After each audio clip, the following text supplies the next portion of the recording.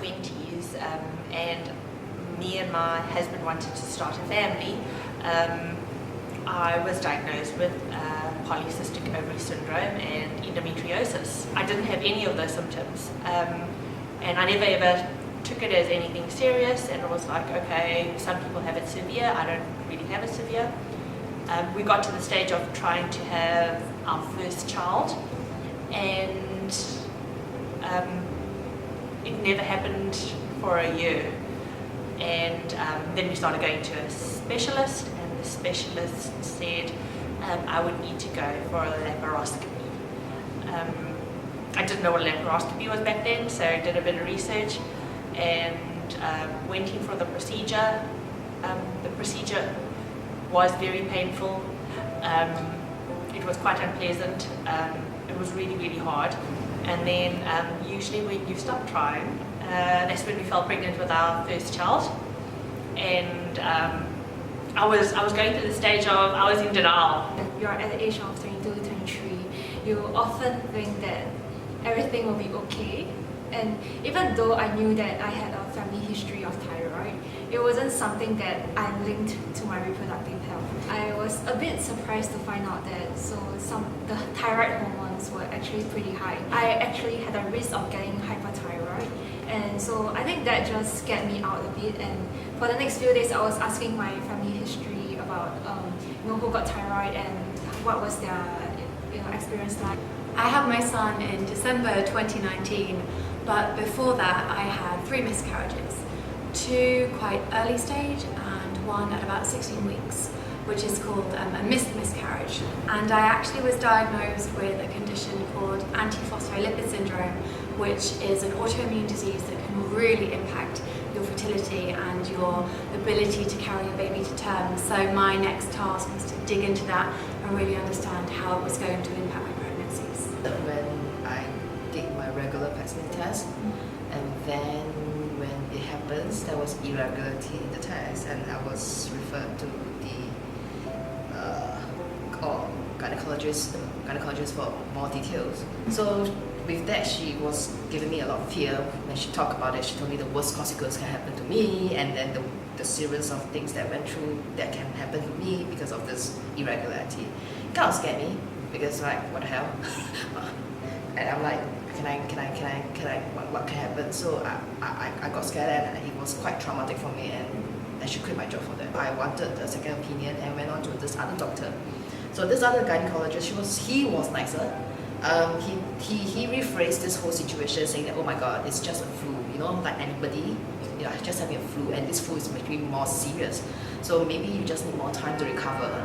And we did the various tests, as actually the same treatment as what the first doctor mentioned, but he positioned it in a way that is less scary and less fearful, in the fact that I felt more trust.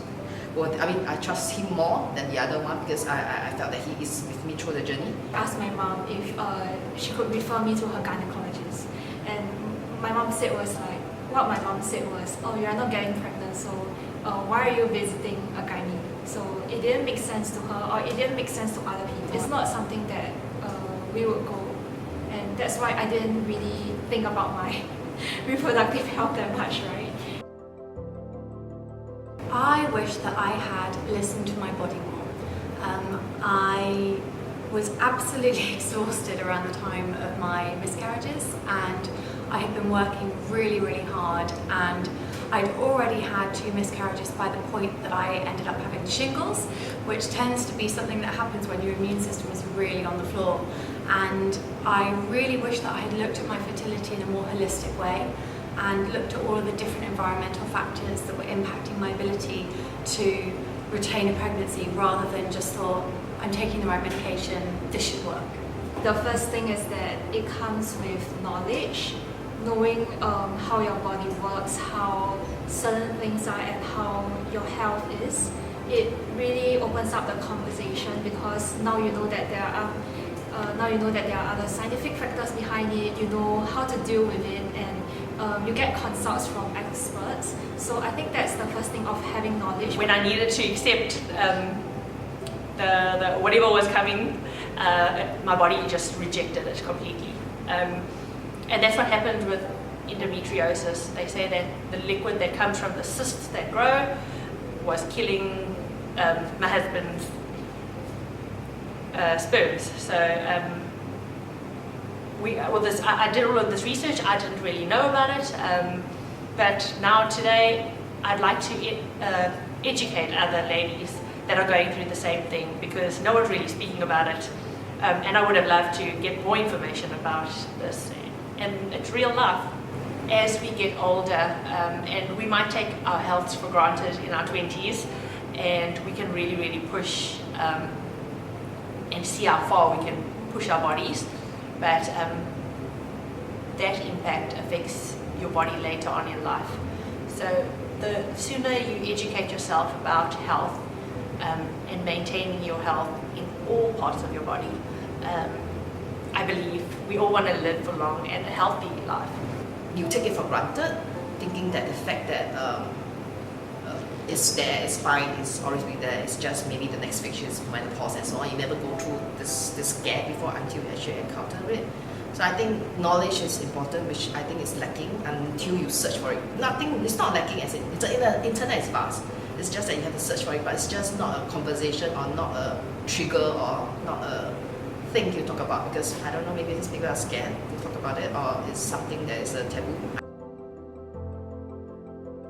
Find your network of friends that are going through similar things, and those are the people that you really get support from. I think it's important that we share such experience, because I mean, if not that, I didn't know that actually all my bunch of friends has a bunch of, I mean, they have their own kind of cultures to go to. I didn't know that. I mean, we never had this conversation, and they went through different phases of their life. Like some have disease problems, some has other problems. So it is important that I kind of start something like that. I mean, it's not really like, oh, how's your sex life? No. I mean, it was more like, oh, how's everything? How's your health? I mean, have you been going regular checkup? Because I think we start off with you been going your regular medical checkup, and from there, that's when you delve further. Have you been doing your pap smear? Have you been doing this? Have you been doing your mammogram? Things like that. Right from the beginning of my challenges with my fertility, I found it really helpful to talk to people about what I was going through.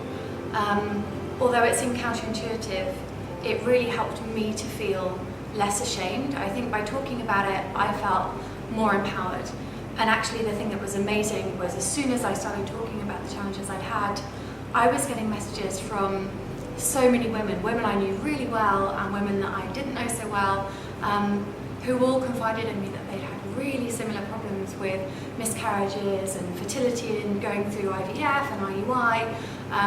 So actually what I found in talking about it, rather than, I guess, perhaps feeling shame and that it was a taboo and I should feel guilty for talking about it, was a massive group of sisterhood and love from parents who had also gone through the same sort of challenges. I will go straight to my gynae without fear. Yes, do not let the money deterrent, because health is more expensive than anything else. Yeah. I think there's a lot of people thinking like, oh, I will just wait for it, or maybe I'll do for the next round, or maybe things like that, and they procrastinate, or it's not going to happen to me. If you are planning on becoming a mother or a parent at some point in the future, there is literally no harm in informing yourself and empowering yourself with those facts and that knowledge, because there may be some really, really small, simple things that you aren't aware of. A lot of challenges with reproductive health can be symptomless. It's not always pain and discomfort and fatigue. It's often something you're not even aware of. So by starting early and just taking those tests, you're empowering yourself, and I can't see any reason not to do that, essentially.